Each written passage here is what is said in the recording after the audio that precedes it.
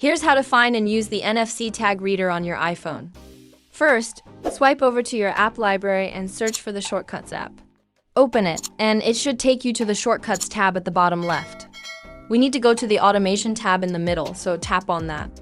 Next, tap on Create Personal Automation, then swipe down to find NFC. Tap on it and you'll see an option that says Scan for NFC tags.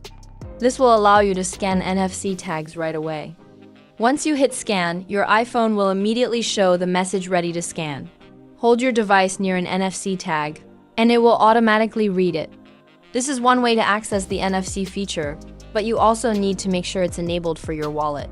To do that, head into Settings, then scroll to the bottom and tap Apps. At the top, select Default Apps.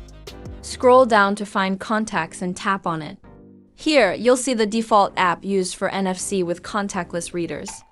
Make sure Apple Wallet is selected so that whenever you're near an NFC reader, you can quickly double-click the side button or use the automation you created earlier to scan and connect to the NFC tag. I hope this helps. If it did, please hit the subscribe button below. It really helps out. Thanks for watching.